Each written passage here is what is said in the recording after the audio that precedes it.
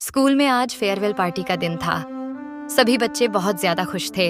देखो मेरे प्यार बच्चों, तुमने बहुत साल इस स्कूल में बिताए हैं, लेकिन अब तुम यहाँ से जा रहे हो, तो इस बार हम सभी टीचर्स ने ये प्लान किया है कि क्यों ना हम लोग इन आखिरी यादों को और भी खास करें। इस बार हम लोग अपने स्टूडेंट को मनाली ट्रिप के लिए लेकर जाएंगे। टीचर की इतनी बात सुनते ही सभी स्टूडेंट बहुत खुश हुए। सारे बच्चों ने जल्दी जल्दी से घर जाकर अपना सामान पैक किया और सभी ट्रिप के लिए निकल गए। बस अपनी रफ्तार पर आगे बढ़ रही थी। सभी बच्चे और टीचर्स नाचते गाते अपना सफर कर रहे थे, लेकिन मोना कुछ डरी सहमी सी लग रही थी। राहुल ने मोना से पूछा, क्या हुआ मोना, तुम इतनी उदास क्यों हो? कुछ नहीं राहुल। ये इतनी बक बक करने वाली लड़की आज इतनी शांत क्यों है? हो गए इनके अपने घर के मसले। मोना ने सारी बात अपने दोस्तों को बताई। अम्मी, वो स्कूल से सभी स्टूडेंट्स शिमला ट्रिप पे जा रहे हैं। क्या मैं? बस यहीं ठहर जा। अम्मी, हमेशा लड़कियों पे ही पाबंदियां क्यों होती हैं? आप भैया को तो कभी कहीं जाने से नहीं रोकती। ठीक है, तेरे पिताजी से पूछना पड़ेगा। इतने में मोना के पिताजी ज्ञानचंद घर आते हैं। पिताजी, क्या मुझे मेरी मर्जी से कोई भी काम करने का हक नहीं है? आप मुझे मेरी जिंदगी के चंद दिन दे दीजिए, फिर मैं आपसे कभी कुछ नहीं मांगूंगी। लेकिन मेरी बच्ची, एक बात याद रखना, जिद के काम कभी अच्छे नहीं होते हैं। तो अब कैसा रोना? तुम्हारे पिताजी ने तो तुम्हें इजाजत दे तो दी।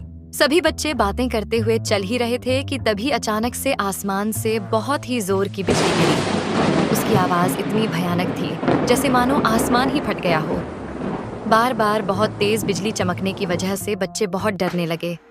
बस चलते चलते अचानक खराब हो गई और वहीं पे रुक गई। टीचर को सामने एक होटल दिखा। होटल बहुत पुराना लगता था, लेकिन बच्चों को डरते देख टीचर्स बिना सोच समझे उसे होटल में चले गए। हमारी बस यहाँ पास ही में खराब हो गई है, क्या हमें एक रात के लिए होटल किराए मिल सकता है? हाँ, क्यों नहीं। उस होटल में कोई भी नहीं था। टीचर्स ने आज रात उस होटल में रुकने का फैसला लिया। देखो बच्चों, आज रात हम लोग यहीं इस होटल में रुकेंगे और कल सुबह हम ट्रिप के लिए निकलेंगे, तो हर रूम में 2 स्टूडेंट्स रुकेंगे।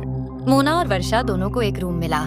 एक तो इतना सड़ा सा होटल, ऊपर से इस बहन जी के साथ। अरे मुझे किसी और के साथ कमरा नहीं मिल सकता था? तुम्हें मुझसे ऐसी भी क्या दिक्कत है? और मेरे पिताजी कहते हैं किसी भी जगह की बुराई नहीं करनी चाहिए। ओ मैडम, मुझे मत सिखाओ। मोना और वर्षा दोनों सो जाती है।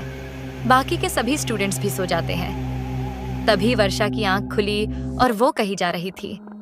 तभी मोना ने आवाज लगाई, वर्षा, कहाँ जा रही हो? वर्षा का मोना की किसी बात का मानो कोई असर ही नहीं हो रहा था। वो बस चली जा रही थी, जैसे किसी ने उसको अपने वश में कर लिया हो। वो अब होटल से बाहर आ गई थी। यह सब कुछ अपनी आंखों से देखकर मोना पागल सी हुई जा रही थी कि तभी वहां राहुल, अर्जुन और सोनू भी आ गए। होटल के बाहर से वर्षा के चिल्लाने की आवाजें आने लगीं।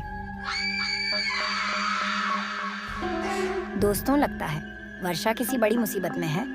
वो मेरे किसी बात का जवाब नहीं दे रही थी, मानो किसी ने उसको अपने वश में कर लिया हो। हमें उसकी मदद करनी चाहिए। मोना, पागल हो गई हो?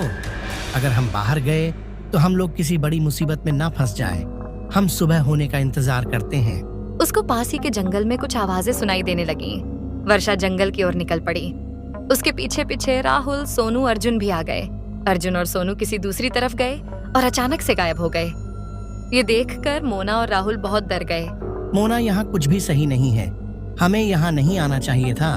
मुझे लगता है अब हमें वापस लौट जाना चाहिए। हम वर्षा को ढूंढने आए हैं और अब सोनू और अर्जुन भी गायब हो गए हैं। हमें उनको छोड़ के कैसे जा सकते हैं? इतने में वर्षा अचानक से उनके सामने आ जाती है। उसका चेहरा बहुत ही भयानक सा था। उसके पूरे चेहरे पे खून लगा था और वो बेहोश हो जाती है। मोना और राहुल ने अब जंगल से बाहर जाने का फैसला लिया।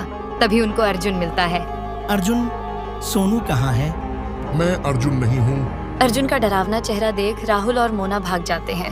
वहां से भागते भागते वो लोग एक बरगद के पेड़ के पास आकर रुके। उस बरगद के पेड़ पे सोनू की लाश लटकी हुई थी। ये देख दोनों बहुत ज्यादा डर जाते हैं। दूसरी तरफ अर्जुन उन्हीं की तरफ आ रहा था। मोना और राहुल वहां से भाग जाते हैं और भागते भागते जंगल से बाहर आ जाते हैं और होटल पहुंच जाते हैं। सुबह हुई तो मोना और राहुल ने सारी बात अपने टीचर को बताई। आसपास पता करने पे पता चला वो जिस होटल में रुके थे वहां बहुत समय पहले एक स्टूडेंट की मौत हुई थी, जिसके कारण वो होटल को बंद कर दिया गया था।